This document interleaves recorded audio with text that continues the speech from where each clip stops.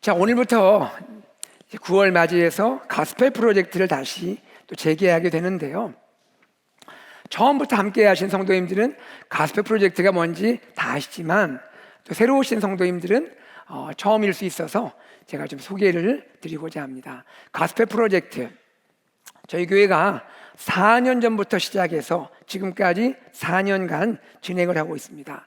가스펠 프로젝트가 뭐냐면요, 창세기부터, 성경 시작인 창세기부터 성경의 마지막 책인 요한계시록까지 성경 전체를 그리스도 중심적으로 관통해서 우리가 배우는 그런 내용이에요. 이 내용을 배우면서 본문과 관련된 성경의 교리들을, 핵심 교리들을 우리가 또 알게 되고요, 또 이 본문 메시지와 그리스도가 어떻게 연결되는지, 그리스도와 연결에 대해서도 우리가 생각하게 되고 이것을 삶에 적용하는 선교적 적용으로까지 나가게 됩니다. 이런 내용들이 주보에 잘 담겨져 있죠. 자, 우리 한번 그림 보면서 여러분에게 설명을 드리겠습니다. 가스펠 프로젝트는 총 12권의 교재로 이루어져 있고, 저희가 1권 위대한 시작, 창세기 1장 1절 태초에 하나님이 천지를 창조하시니라 라는 말씀과 함께 1권 위대한 시작을 시작했습니다. 구약 1권 시작해서 2, 3, 4, 5, 6 마쳤고요. 그리고 신약에 들어와서 신약 1, 2, 3, 4, 5까지 나오고 이제 오늘부터 마지막인 신약 6권을 시작하게 됩니다. 그래서 3개월간 진행이 되면 4년간에 걸쳤던 이 대장정의 가스펠 프로젝트가 마치게 되겠습니다. 자, 특별히 오늘부터 시작할 6권 다시 오실 그리스도 신약 마지막 권인데요, 한번 또 그림 올려주시기 바랍니다. 네, 가스펠 프로젝트 다시 오실 그리스도라는 주제로 이제 마지막 한 권 진행하게 됩니다. 자, 이 내용, 제 6권 내용은 어떤 내용이 담겨 있냐면요, 사도행전에서 바울의 전도 여행 가운데 바울이 예루살렘으로부터 로마까지 이동하는 그러한 여정들, 이 모든 것을 담고 거기부터 시작해서 성경의 마지막 책인 요한계시록까지 모든 것을 커버하게 되는 내용입니다. 자, 그 첫 시간, 신약 제6권 첫 시간 오늘 말씀을 나누도록 하겠습니다. 오늘 말씀의 제목은 고난의 밤, 반전 드라마를 쓰시는 하나님입니다. 다 같이 볼까요? 고난의 밤, 반전 드라마를 쓰시는 하나님. 네, 여러분, 인생을 살면서 때로 고난의 밤을 만나신 적 있지 않습니까? 모든 것이 다 막혀 있고 내일을 생각할 수 없는 그 밤, 캄캄하죠. 한치 앞을 내다볼 수 없는 그 밤입니다. 오늘 사도행전 23장에서 바울도 이 고난의 밤을 만났음을 보여주고 있습니다. 사도행전 23장 11절에 그날 밤에 라고 기록되어 있습니다. 그날 밤에 바울에게 찾아온 고난의 밤, 과연 그 밤은 어떤 밤이었을까요? 그리고 그 밤에 무슨 일이 바울에게 일어났을까요? 오늘 이 말씀을 함께 나누면서 우리 성도님들 가운데, 또 우리 인생 가운데 고난의 밤이 찾아올지라도 바울이 하나님의 은혜로 이겨낸 것처럼 믿음으로 이길 수 있는 우리 귀한 성도님들 되시기를 소망합니다. 먼저 그날 밤에, 그날 어떤 일이 있었는지 1절에서 10절 말씀이 소개해주고 있는데요, 이 내용을 여러분이 한번 읽어보시면 아시겠지만 이런 내용입니다. 바울이 공회 앞에 세워졌습니다. 사실은 체포되었다가 불붙긴 했지만 공회 앞에 세워졌습니다. 그리고 그 공포 분위기에 있는 이 공회 앞에서 바울이 재판을 받게 되는 거예요. 신문을 당하게 됩니다. 여러분, 여기 등장하는 공회의 이름은 산헤드린 공회입니다. 산헤드린 공회는 유대인 사회에서 당시의 입법과 사법 기능을 담당하는 유대인 최고 의결 기관입니다. 공회원은 70명으로 이루어졌고요, 의장은 대제사장이 맡게 됩니다. 주로 이 공회원들의 구성을 보면 바리새인들이 많고 또 사두개인들도 함께 있습니다. 여러분, 바울이 공회 앞에서 신문 받는 이 장면을 생각하면 우리에게 떠오르는 분이 있죠. 예수님입니다.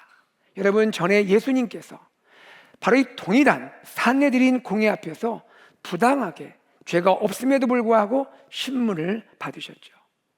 그리고 이제 시간이 흘러서 예수님의 증인 바울이 동일한 공회 앞에서 마찬가지로 부당하게 죄가 없음에도 신문을 받게 되는 것입니다. 예수님이 평소에 이렇게 말씀하신 것이 있습니다. 사랑하는 제자들이 예수님으로 또 복음으로 인해서 장차 박해받을 것을 아시고 하신 말씀인데요, 주님 이렇게 말씀하셨어요. 사람들이 너희를 공회에 넘겨줄 것이다. 그 말씀하셨는데 지금 주님의 사랑받는 제자 바울이 공회 앞에 서 있게 되는 것이죠.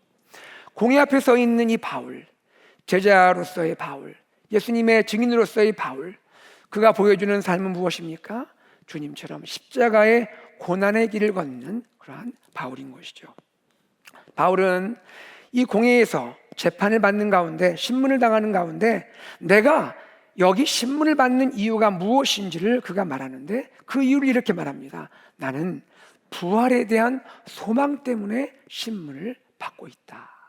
부활에 대한 소망 때문에 신문을 받는다. 자, 6절 말씀 함께 읽겠습니다. 시작. 바울이 그중 일부는 사두개인이요 다른 일부는 바리새인인 줄 알고 공회에서 외쳐 이르되 여러분 형제들아, 나는 바리새인이요 또 바리새인의 아들이라 죽은 자의 소망 곧 부활로 말미암아 내가 신문을 받노라. 마지막에 뭐라고 했어요? 죽은 자의 소망 곧 부활로 말미암아 내가 신문을 받고 있다. 바울이 공회원들을 보았습니다. 그 공회원들을 보니 그들의 구성이 한편에는 바리새인들이 있고 한편에는 사두개인들이 있는 것을 알게 되었죠. 바울이 그들을 향하여 부활 교리를 꺼내게 됩니다. 부활 이야기를 꺼내게 돼요. 여러분, 부활에 대해서 바리새인과 사두개인이 서로 다른 입장인 것을 우리가 알고 있죠. 바리새인은 부활을 믿죠. 사두개인은 부활을 믿지 않습니다. 완전히 다른 입장이에요. 바울은 공회를 향하여 말합니다. 나는 지금 부활로 인해 신문을 받고 있다라고 말하게 됩니다. 어떻게 됐겠습니까? 이로 인해서 공회원 가운데 바리새인과 사두개인들이 분쟁하게 되는 거예요. 부활 때문에 여기 신문을 받는다고? 바리새인들은 동조하게 되지 않겠습니까? 또 사두개인들은 그걸 찬성하지 않잖아요. 그래서 이 부활로 인해서 분쟁이 크게 일어나게 되고 결국에는 재판이 중단됩니다. 결국 이 일로 인해서 부당한 재판이 멈추게 되는 이 과정에 바울의 명민함이 보이죠. 아주 명민합니다. 그런데 우리가 알 수 있는 것은 바울의 명민함을 넘어서 그는 진심으로 부활을 믿고 있다는 거예요. 부활을 믿는 자라는 거예요. 바울은 죽은 자의 부활을 믿는 겁니다. 십자가에서 죽으셨다가 다시 살아나신 나의 주 예수 그리스도의 부활을 믿는 거예요. 그 부활하신 주님이 예수님을 핍박하고 교회를 핍박했던 죄인이었던 나를, 내가 다메섹 도상에 있을 때, 다메섹 길을 걸을 때 그 부활하신 주님이 나를 찾아오셔서 나를 만나주셨고 나를 용서해 주셨고 나를 변화시켜 주신 그 사실을 지금 기억하면서 그 부활을 분명히 믿고 있는 거예요. 그리고 장차 예수님이 다시 오실 그날이 되면 예수 믿는 신자들은 영생의 부활로 다시 살아날 것을 그는 분명히 믿고 있는 거예요. 이것이 바울의 믿음인 거예요. 공회는 중단이 되었습니다. 혼란으로 인해서 중단이 되었습니다. 자, 바울에게 석방과 자유가 주어졌을까요? 그렇지 않았습니다. 자유와 석방이 아닌 그의 마음 가운데 더 큰 아픔과 고통이 주어지게 된 것이죠. 극도의 혼란이 있었잖아요. 그 가운데 소동이 있었잖아요. 그러한 혼란과 소동 가운데 바울은 이렇게 표현됩니다. 그의 몸이 하마터면 찢길 뻔했다. 얼마나 분쟁이 컸고 얼마나 다툼이 컸는지 바울을 두고 서로 싸우다가 바울의 몸이 찢겨나갈 정도가 되었다라고 말합니다. 다행히 로마 군인들이 개입함으로 이 위기를 벗어나게 되었고 바울은 영내로 영련한 건 뭐예요? 로마 군대 감옥 안에 구금되게 됩니다. 갇히게 되는 거예요. 여러분, 감옥에 갇혀 있는 바울, 그 차가운 감옥 안에 갇혀 있는 바울, 어떤 마음이었을까요? 바울이 지난 며칠간의 일들을 생각해 볼 수 있을 거예요. 사람들에게 비방당했습니다. 거짓으로 비방을 당했어요. 공회 앞에 끌려왔죠. 부당하게 신문당했습니다. 재판받았습니다. 그리고 공회 마지막에는 어떻게 됐어요? 자신의 몸이 찢길 정도로 그런 위기를 만났습니다. 여러분, 한번 생각해 보세요. 바울도 사람이잖아요. 예수님의 증인이지만 바울도 사람 아닙니까? 이러한 상황 가운데 바울도 지칠 수 있고 낙심될 수 있지 않겠냐 하는 겁니다. 그런데 바울을 더 힘들게 한 것은 뭘까요? 바울을 더 힘들게 한 것은 바로 내일에 대한 소망을 품을 수가 없다는 거예요. 내일을 생각할 수가 없다는 거예요. 감옥 안에 딱 갇혀 있지 않습니까? 바울이 이렇게 생각했을 것 같아요. 여기서 이대로 복음 전파가 멈춰지는 건가?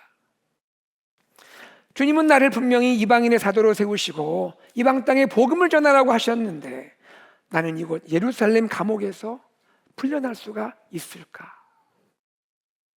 이런 마음으로, 이런 고민으로 감옥에 갇혀 있는 거죠. 이게 바울의 모습입니다. 바로 이것을 가리켜 사도행전 23장 11절은 그날 밤에라고 말합니다. 그날 밤에.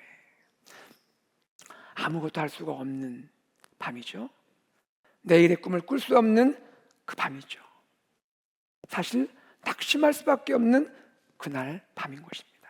그런데 바로 그날 밤에 놀라운 일이 일어나게 되는 거예요. 어떤 일이 일어납니까? 주님께서 반전 드라마를 쓰시는 거예요. 반전 드라마. 자, 우리 11절 앞부분 함께 읽어볼까요? 시작. 그날 밤에 주께서 바울 곁에 서서 이르시되 그날 밤 낙심할 수밖에 없는 그날 밤에 어떤 일이 있었느냐? 주님께서 바울 곁에 서셨다. 이 말은 뭘 말합니까? 주님이 바울에게 오셔서 바울을 위로하셨다라는 거예요. 바울을 위로해 주셨다. 여러분, 구약성경 열왕기상 19장에 보면 엘리야 이야기가 나오죠. 엘리야도 하나님의 일을 하다가 낙심하잖아요. 로뎀나무아래서 낙심해서 죽기를 구할 정도가 되지 않습니까? 그때 하나님께서 어떻게 하셨어요? 하나님의 천사를 보내서 그 낙심에 있는 그 엘리야를 어루만져 주시고 위로해 주시고 다시 용기를 주셨던 그런 사건이 있지 않습니까? 그 사건이 떠오르는 거예요. 주님께서 낙심할 수도 있는 그 바울 곁에 찾아오셨고 바울을 위로해 주고 계신다는 거예요. 사랑하는 여러분, 우리가 살아가면서 낙심할 수밖에 없는 일을 만나기도 하죠. 그럴 때 우리에게 가장 큰 위로는 무엇입니까? 그것은 다름이 아니라 우리 주님의 임재입니다. 주님이 내 곁에 계신 거예요. 때로 내 주위를 둘러봐도 아무도 없습니다.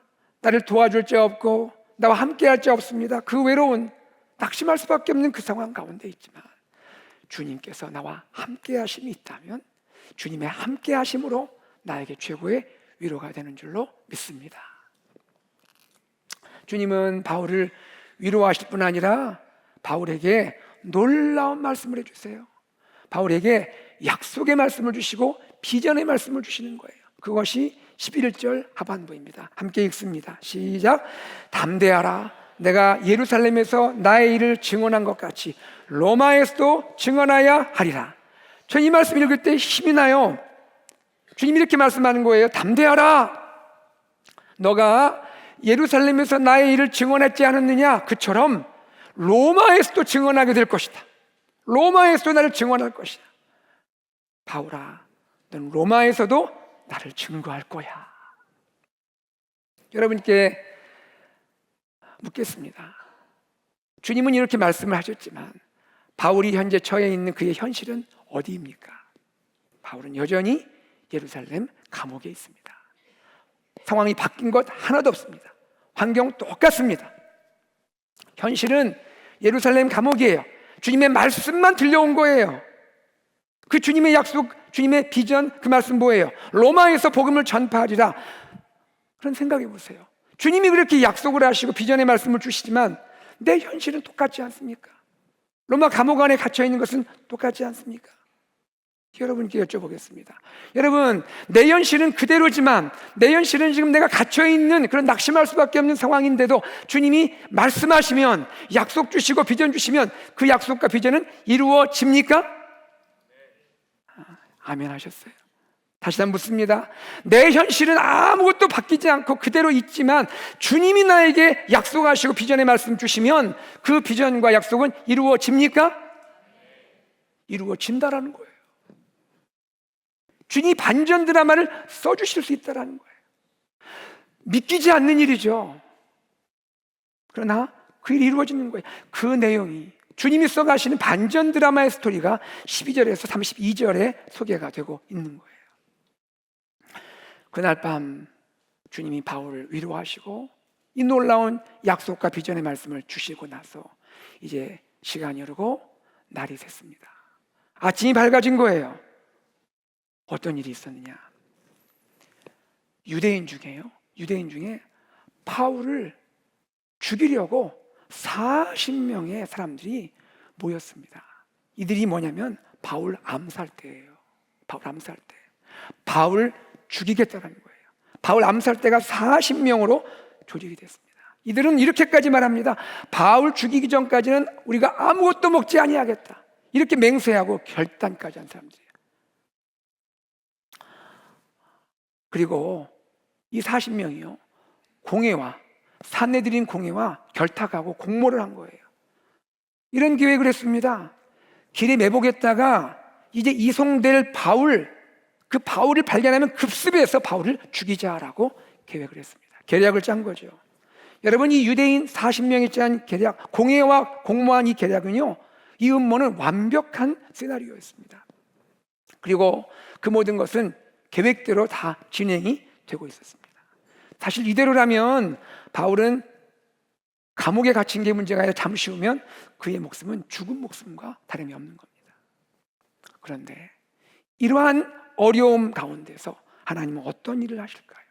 대적의 계략이 실행되기 그 직전에 놀라운 일이 하나 벌어집니다. 대적의 음모가 실행되기 전에 놀라운 일이 벌어져요. 뜻밖의 한 사람이 등장을 하는 거예요. 그가 누구냐? 바울의 생질, 바울의 조카예요. 여러분, 바울에게 조카가 있다는 거 아셨습니까? 잘 우리가 평소에 잘 익숙하지 않은 내용이죠.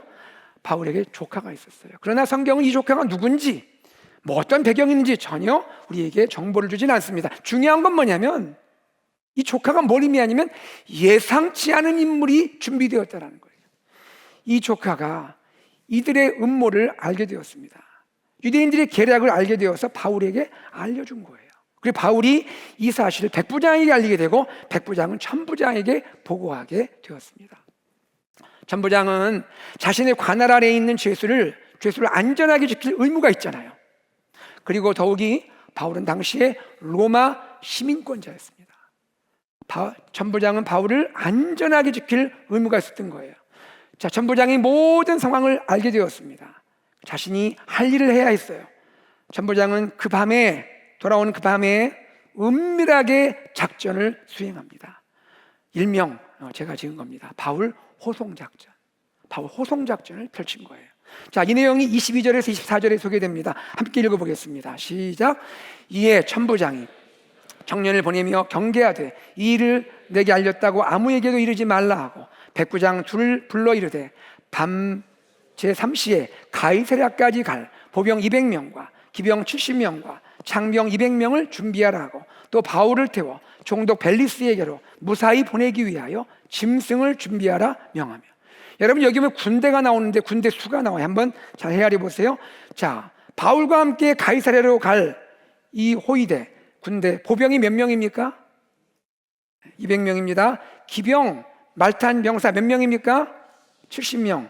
창병 창을 든 병사 몇 명입니까? 여기까지는 잘하셨어요. 자, 더하기를 해보겠습니다. 몇 명이죠? 계산 잘 하셔야 돼요. 몇 명입니까? 470명. 그리고 이 군대가 470명의 바울을 가이사랴로 이송을 하게 되는 거예요. 밤사이에요. 여러분, 가이사랴는 당시 유대주의 주도였습니다. 캐피털이었어요. 그 주의 총독이 가이사랴에 거주했는데 당시 총독이 벨릭스 총독이었어요.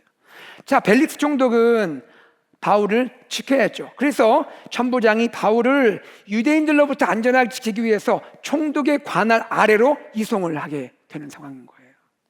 근데 여러분, 여기서 생각해 보세요. 한번 잘 생각해 보세요.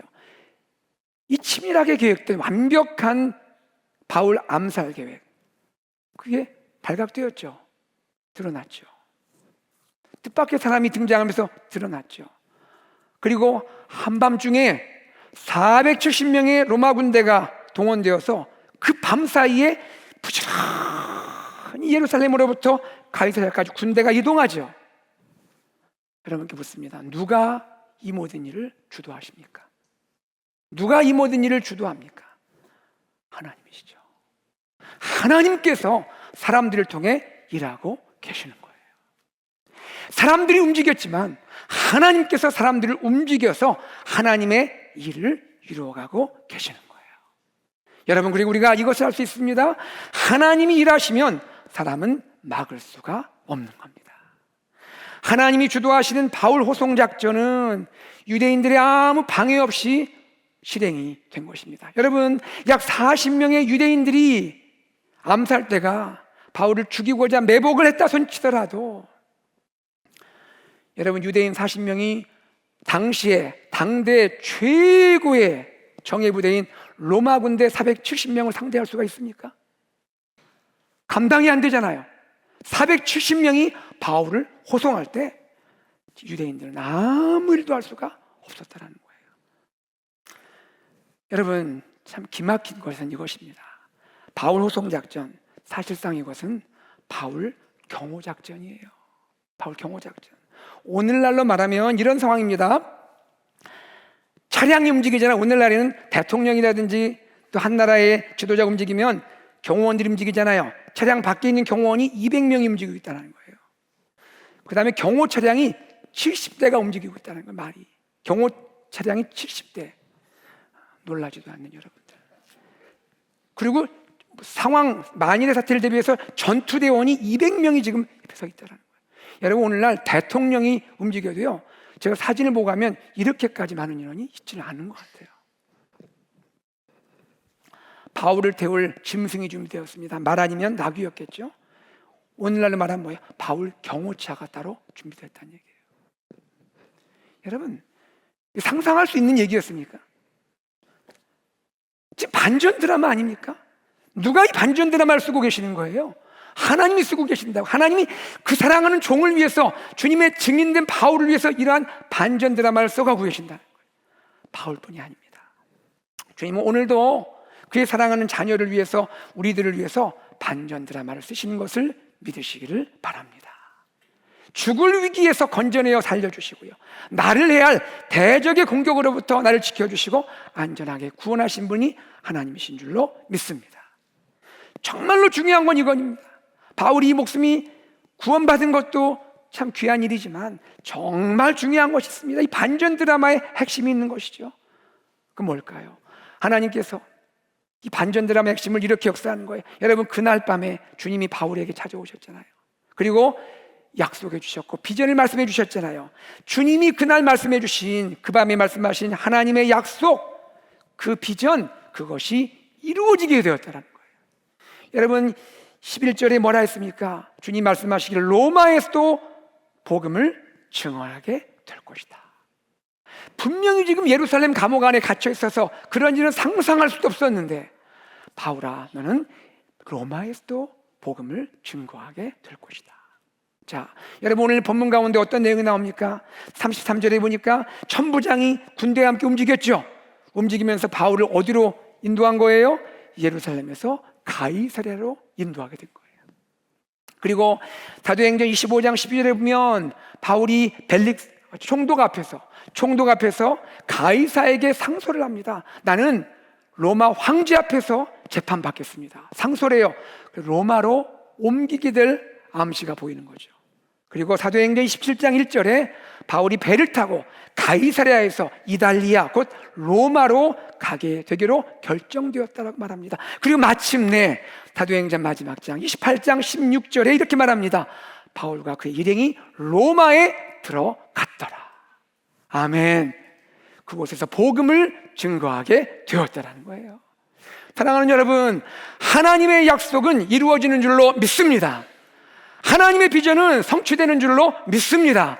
아무리 현실의 벽이 막아있고 내일을 꿈꿀 수 없는 그러한 나의 상황이어도 주님께서 나와 함께 하시고 주님이 나에게 약속하시고 비전을 주시면 그 약속과 비전은 이루어지는 줄로 믿습니다. 왜요? 그분이 하나님이시기 때문에 그래요. 하나님은 오늘도 반전 드라마를 쓰시죠. 우리의 불가능한 현실에서 약속을 이루시고 비전을 성취하십니다. 우리를 놀라게 하시는 하나님이세요. 그러므로 우리 하나님의 자녀는 낙심의 상황을 만날 때 낙심하지 않고 반전 드라마를 쓰시는 하나님을 바라보아야 하는 것입니다. 이 반전의 드라마의 하나님을 이번 목장 모임에서 여러분 한번 나눠보시길 바랍니다. 내 인생의 반전 드라마를 쓰신 하나님을 나눠보세요. 그리고 그 반전 드라마 스토리를 쓰실 우리 하나님을 기대하면서 함께 기도하는 시간이 되면 좋겠습니다. 이번 목장 모임에서 특별히 9월 27일 전도 집회와 태신자 전도를 위해서 우리 목장 식구들 모두가 뜨겁게 기도하면 좋겠습니다. 하나님은 하나님이 택하신 그 영혼을 반드시 구원하십니다. 하나님은 놀라운 구원의 통로로 쓰임받는 우리 성도님들 되시기를 소망합니다. 말씀을 맺습니다. 우리 인생의 고난의 밤에 오늘도 하나님은 반전 드라마를 쓰십니다. 우리의 낙심할 수밖에 없는 현실을 뛰어넘어서 반드시 하나님의 약속, 하나님 비전을 이루십니다. 기억하시기 바랍니다. 하나님이 일하시면 막을 자가 없습니다. 그러므로 우리는 인생의 고난의 밤에 내 힘을 의지하는 것이 아닌 주님의 일하심을 믿고 주님을 신뢰하며 앞으로 나아가게 되는 것입니다. 인생의 모든 순간에 하나님을 의지함으로 인생 반전 드라마의 스토리를 쓰시는 AKP 성도님들 되시기를 주님의 이름으로 축복합니다. 아멘. 이 시간 우리 성찬식을 진행하도록 하겠습니다. 자, 우리 성찬 위원들 준비해 주시기 바랍니다.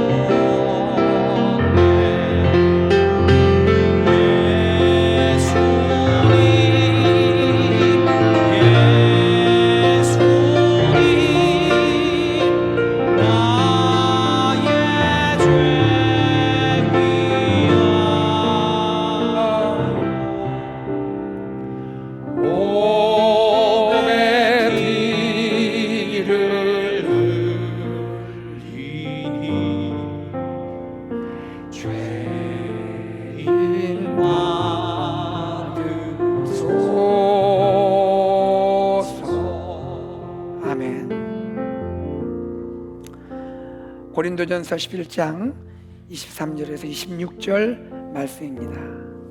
내가 너희에게 전한 것은 주께 받은 것이니 곧 주 예수께서 잡히시던 밤에 떡을 가지사 축사하시고 떼어 이르시되 이것은 너희를 위하는 내 몸이니 이것을 행하여 나를 기념하라 하시고 식후에 또한 그와 같이 잔을 가지시고 이르시되 이 잔은 내 피로 세운 새 언약이니 이것을 행하여 마실 때마다 나를 기념하라 하셨으니 너희가 이 떡을 먹으며 이 잔을 마실 때마다 그의 죽으심을 그가 오실 때까지 전하는 것이니라.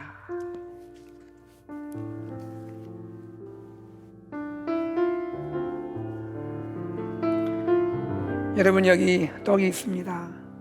떡이 쪼개어지는 것처럼 우리 주님 우리의 죄를 사하시기 위해서 십자가에서 그 몸이 찢기셨습니다.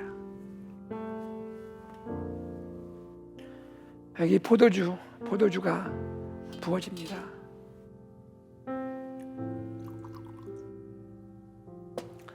포도주가 잔에 부어지듯이 우리 주님 그 몸에서 보배로운 피가 쏟아져 나오게 되었습니다. 우리를 위한 것입니다.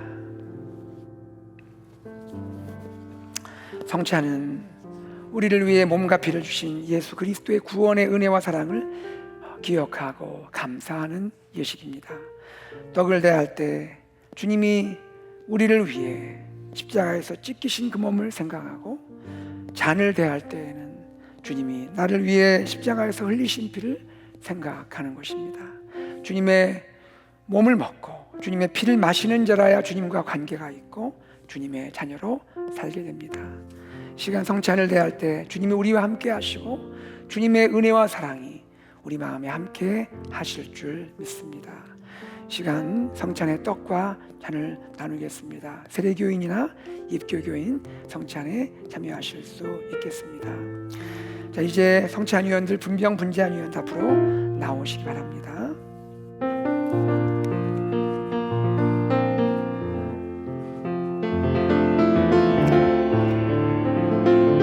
자, 우리 분병 분재위원, 성찬위원들께서 자리로 이동하셔서 여러분에게 떡과 잔을 나누어 주시겠습니다. 여러분 일어나셔서 여러분 가까이에 있는 성찬위원회에 가셔서 떡과 잔을 받으시고 자리에 앉아주시면 좋겠습니다.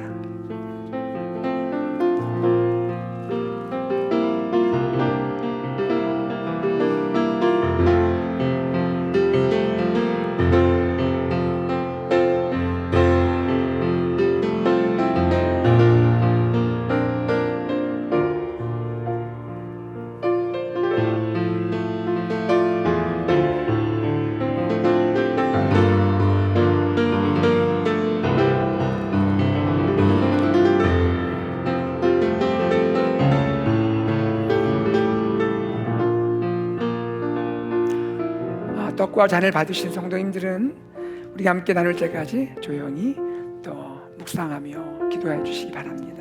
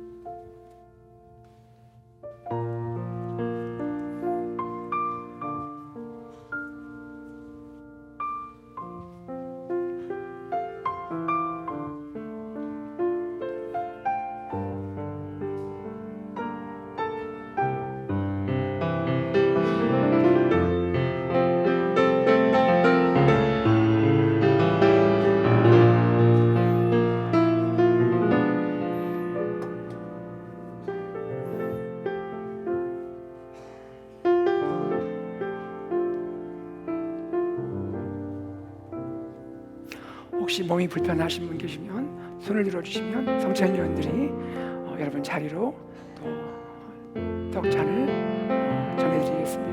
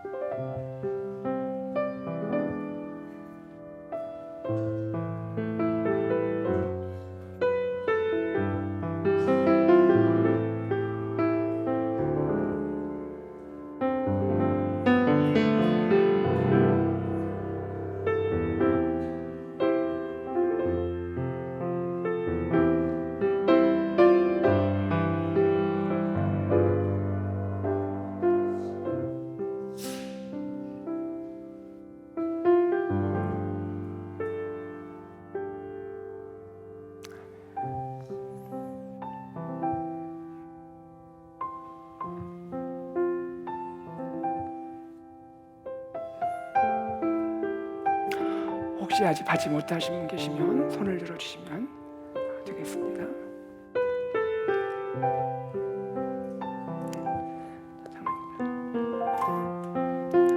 우리 장로님들 분명 먼저 해주시기 바랍니다.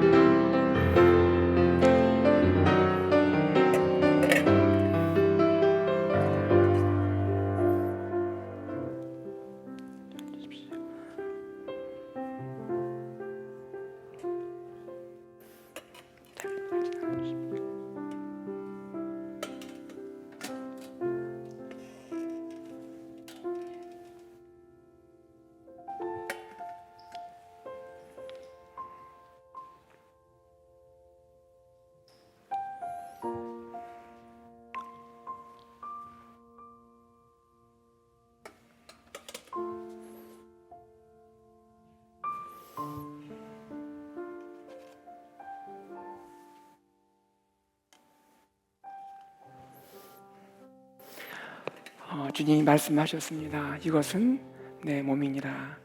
주님의 몸을 생각하면서 함께 떡을 줘야겠습니다.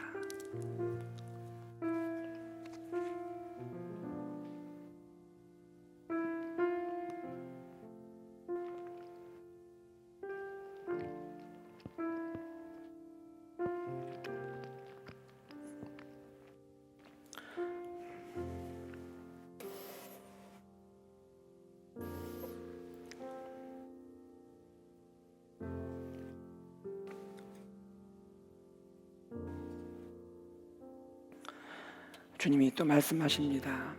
이것은 죄사함을 얻게 하려고 많은 사람을 위하여 흘리는 바 나의 피 곧 언약의 피니라. 주님의 피를 생각하면서 우리 함께 잔을 마시겠습니다.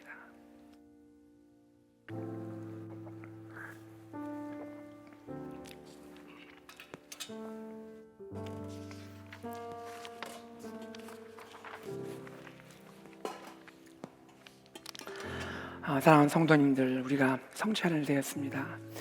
우리는 이제 세상을 향하여 그리스도의 증인으로 살아야겠죠. 주님 다시 오실 그때까지 예수님 십자가 복음을 증거하는 우리 귀한 성도님들 되시기를, 우리 공동체가 되기를 소망합니다. 기도하겠습니다. 사랑하는 주님, 이 시간 저희가 주님의 십자가를 생각하면서 떡과 잔에 참여하였습니다. 우리를 위하여 찢기신 주님의 몸, 우리를 위하여 흘리신 주님의 피, 감사합니다. 고맙습니다. 십자가의 뜨거운 사랑이 우리의 가슴을 적시고 우리의 삶에 함께 하시고 이제 그리스도의 증인되어 이 땅을 살아가게 하여 주옵소서. 주 예수 그리스도 이름으로 기도드리옵나이다. 아멘. 자, 나오시기 바랍니다.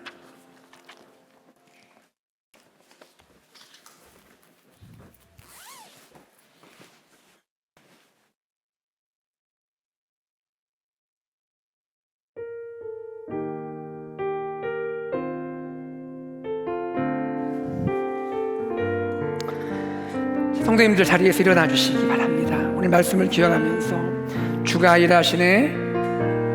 머리 접으러 갈 때 빈들에서 걸을 때 그때가 하나님의 배. 내 힘으로 안 될 때, 내 힘으로 안 될 때 빈손으로 걸을 때 내가 고백해 여호와 주가 일하시네. 주가 일하시네. 주가 일하시네. 주가 일하시네. 주께 아끼지 않는 자에게 주가 일하시네. 주가 일하시네. 주가 일하시네. 신뢰하며 걷는 자 다시 한번 주가 일하십니다. 할렐루야. 주가 일하시네 주가 일하시네 주께 아끼지 않는 자에게 주가 일하십니다. 주가 일하시네 주가 일하시네 신뢰하며 걷는 자에게 제가 기도하겠습니다.